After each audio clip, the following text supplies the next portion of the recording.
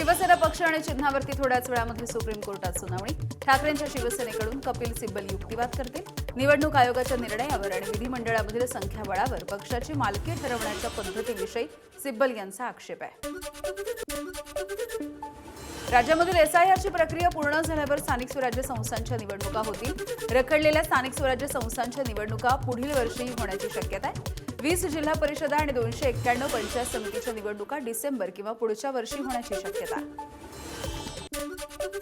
मुख्यमंत्र्यांना आता कोणत्याही मंत्र्याने घेतलेले निर्णय बदलण्याचा अधिकार आहे। राज्य सरकारकडून महाराष्ट्र शासन कार्यपद्धती नियम 2026 लागू। निर्णय बदलल्यास त्याची कारणं मुख्यमंत्र्यांना लेखी स्वरूपामध्ये द्यावी लागतील। संपूर्ण महाराष्ट्रामध्ये भाजप आणि शिंदेमध्ये फूट पडली आहे, तर जिथे भाजप आहे तिथे शिंदे नाहीत, जिथे शिंदे आहेत तिथे भाजप नाही। खासदार संजय राऊत यांचा भाजप आणि शिवसेनेमध्ये संघर्ष सुरू असल्याचा दावा।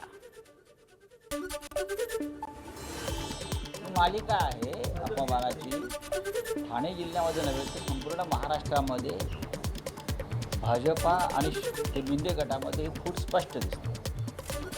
जिथे मिंदे गट आहे तिथे भाजपा नाही, जिथे भाजपा तिथे मिंदे गट नाही। हे आता नवीन राहिलेलं नाही। ही दरी वाढत चाललेली आहे, त्याच्यामुळे ते दरे गावात जातात। त्या दरीमुळेच वंदे मातरम चुकीचं लावलं त्यांच्यावरती गुन्हा दाखल करून कारवाई करा, संजय राऊत यांची मागणी। ठाण्यामधील परिवहन विभागाच्या कार्यक्रमामध्ये चुकीचं वंदे मातरम हे गीत लावण्यात आलं होतं।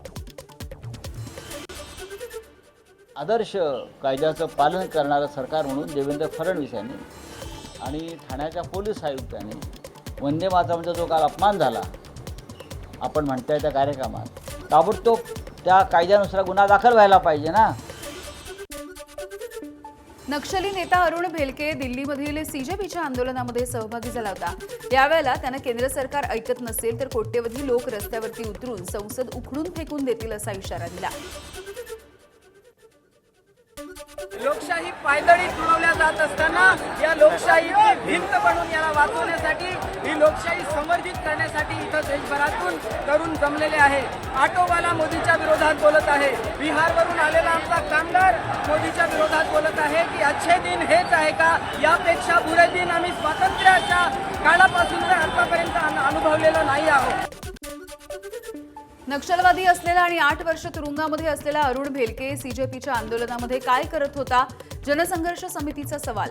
दिल्लीमध्ये अराजकता माजवण्यासाठी नक्षलवादी या आंदोलनामध्ये आले होते का? चौकशी करून कारवाईची मागणी।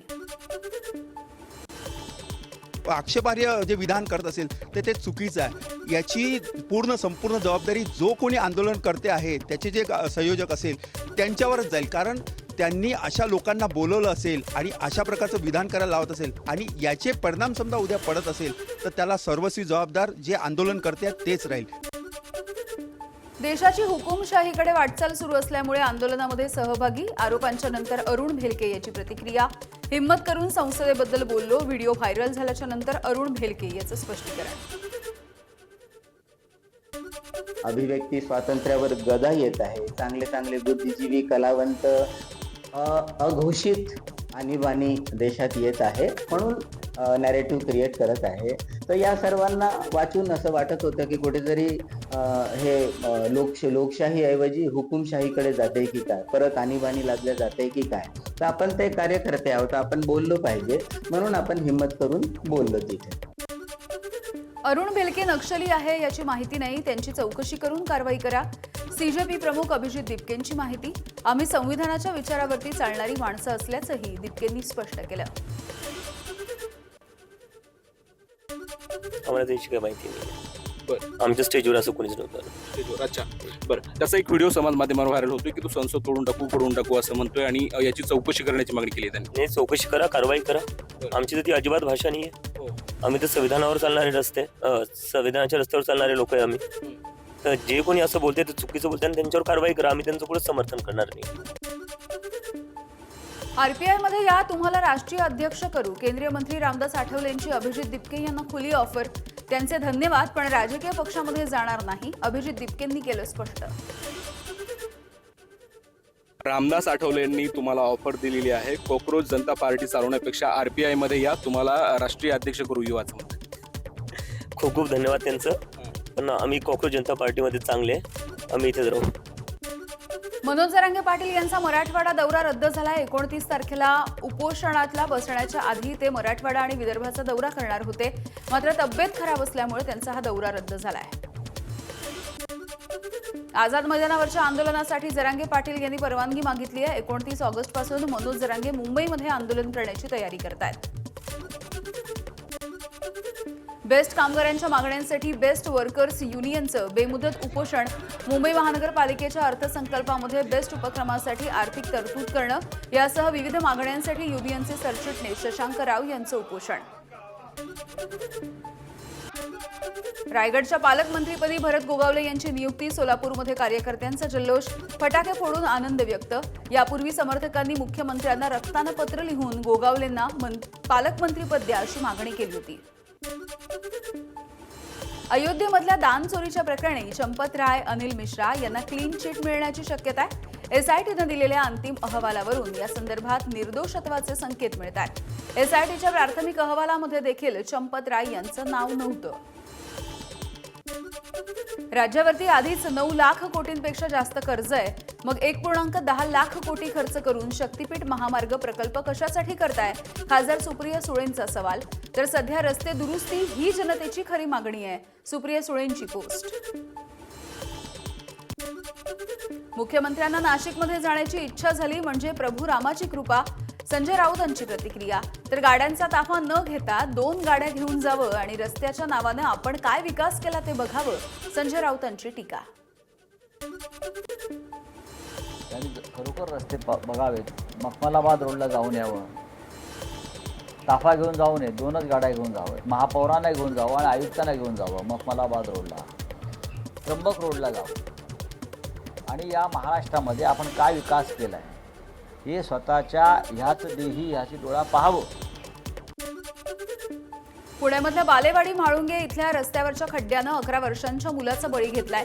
खड्ड्यांमुळे बाईकचा अपघात झाला. बाईकवरून खाली पडलेला 11 वर्षांचा मुलगा आयशर ट्रक खाली सापडला आणि त्या मुलाचा मृत्यू झालाय. ही सगळी घटना सीसीटीव्हीत कैद झाली. आदित्य ठाकरेंकडून पुण्याच्या हिंजवडी आयटी पार्कमधील दुरवस्थेची पाहणी. वाहतूक कोंडी, खड्डे आणि इतर समस्यांचा त्यांनी आढावा घेतला.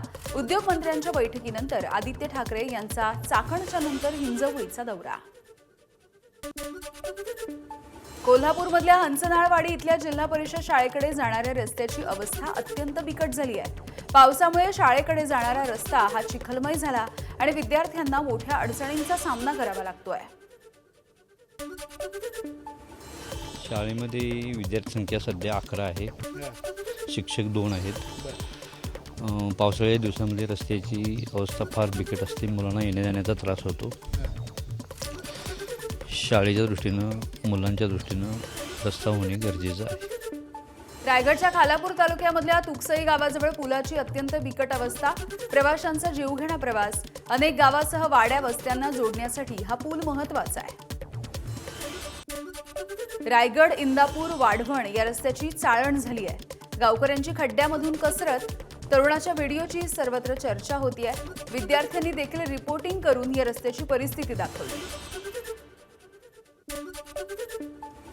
रत्नागिरीच्या आंबा घाटामधल्या दख्खनजवळ दरड कोसळली. सुदैवानं मोठी दुर्घटना टळली आहे. एकाच मार्गिकेवरून इथली वाहतूक सुरू आहे. रस्त्याच्या रुंदीकरणाचं काम सुरू असताना ही दुर्घटना घडली. डोंगरावरची माती आणि दगड हे रस्त्यावरती आले. गडचिरोलीमधल्या जपतलाईच्या आश्रमशाळेची मान्यता कायमस्वरूपी रद्द. सर्पदंशामुळे 3 विद्यार्थिनींच्या मृत्यूनंतर सरकारची कारवाई. शाळेमधील विद्यार्थ्यांचे भामरागड, गडचिरोली आणि अहेरीमध्ये समायोजन केलं जाणार आहे. यवतमाळ जिल्ह्यामधल्या मारेगाव तालुक्यामधील कान्हाळ गावातील अनुदानित प्राथमिक आश्रमशाळेची विदारक परिस्थिती आहे. विद्यार्थ्यांना झोपण्यासाठी एकही बेड उपलब्ध नाहीये. शाळेला वन्य प्राण्यांचा धोका आहे तरी देखील उपाययोजना नाहीत. पुण्यामध्ये आदिवासी विद्यार्थ्यांचं आमरण उपोषण. गडचिरोलीमध्ये सर्पदंश झाल्यामुळे मृत्युमुखी पडलेल्या विद्यार्थ्यांच्या वारसांना 1 कोटी रुपयांची मदत देण्याच्या मागणीसाठी हे उपोषण आहे. राज्यामधील सर्व आदिवासी आश्रमशाळेचा 10 कोटींचा विमा काढण्याची मागणी आहे.